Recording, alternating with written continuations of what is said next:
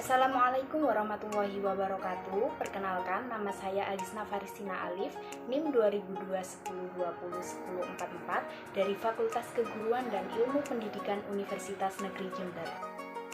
Saya Winda Dwi Astuti dengan NIM 2002-10-20-1058 dari Fakultas Keguruan dan Ilmu Pendidikan Universitas Jember.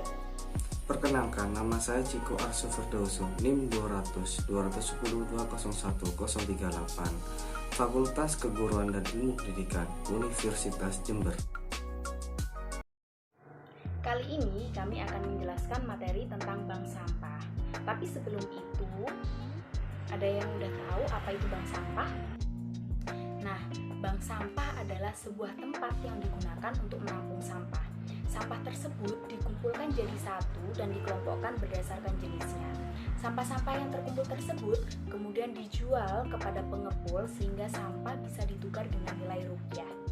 Adanya bank sampah di sebuah lingkungan tertentu, dewasa ini dirasa sangat menguntungkan berbagai pihak, utamanya untuk masyarakat lingkungan tersebut. Namun dalam proses pendirian dan perintisannya masih banyak yang bingung dan tidak tahu. Untuk pendirian sebuah bank sampah sebenarnya sangat mudah, asalkan ada niat dan keinginan yang kuat dari semua pihak yang berkaitan. Nah, berikut langkah-langkah pendirian bank sampah. Yang pertama, membentuk pengurus. Sebagai sebuah organisasi yang melibatkan orang banyak, langkah awal dalam pendirian sebuah bank sampah adalah membentuk pengurus dari bank sampah. Jika bank sampah yang didirikan hanya untuk lingkungan RT tertentu, pengurusnya pun diambil dari wilayah tertentu. Secara umum, pengurus dapat terdiri dari ketua, sekretaris, bendahara, koordinator, dan anggota. Para pengurus inilah yang nantinya menjalankan pengoperasian bank sampah dan mengatur segala sesuatunya. Pemberian nama bank sampah. Pemberian nama bank sampah merupakan hal yang teramat penting karena hal tersebut dijadikan sebuah identitas pembeda antara bank sampah satu dengan bank sampah lainnya, serta agar mempermudah proses pengadministrasian. Agar lebih menarik dan unik, ada baiknya jika penamaan bank sampah menggunakan tema-tema lingkungan. Penentuan tempat. Setelah pengurus dibentuk dan nama telah ditentukan, langkah selanjutnya adalah penentuan tempat.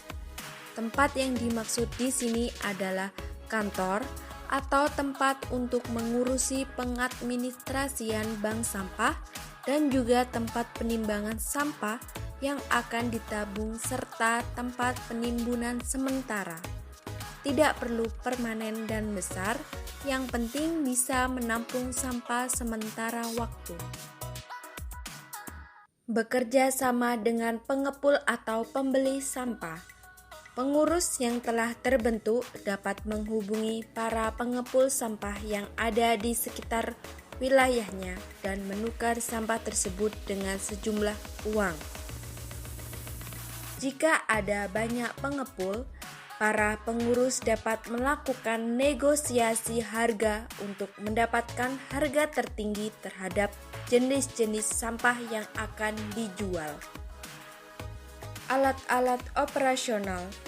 Alat-alat operasional utama dari bank sampah adalah timbangan untuk menimbang sampah dan juga karung-karung besar untuk menyimpan sampah menurut jenisnya.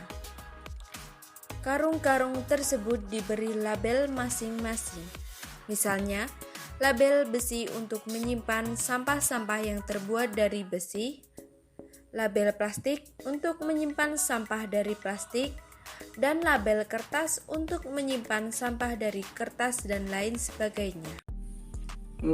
Sistem administrasi. Seperti bank konvensional pada umumnya, pengelolaan bank sampah juga memerlukan administrasi atau pembukuan dalam pengelolaannya.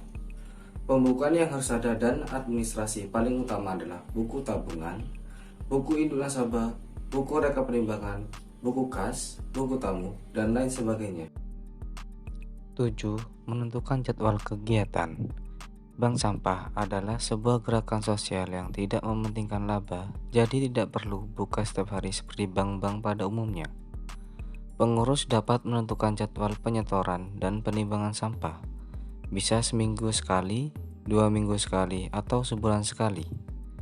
Jadwal kegiatan ini perlu didiskusikan bersama dan mengacu pada kelonggaran waktu dari pengurus. Waktunya juga tidak perlu seharian, cukup ditentukan waktunya dari jam berapa sampai jam berapa atau di tanggal berapa tiap bulannya. Jika ada yang menyetor di luar jadwal tidak akan diterima.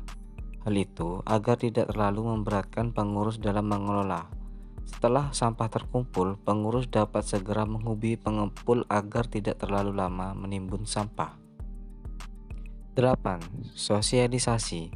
Langkah selanjutnya adalah mensosialisasikan keberadaan bank sampah tersebut pada masyarakat sekitar agar mereka tahu dan bisa berpartisipasi aktif dalam bank sampah yang telah didirikan.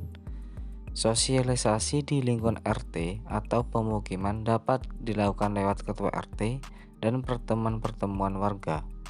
Di sini perlu ditularkan virus-virus cinta lingkungan agar lingkungan bersih dan bebas dari sampah.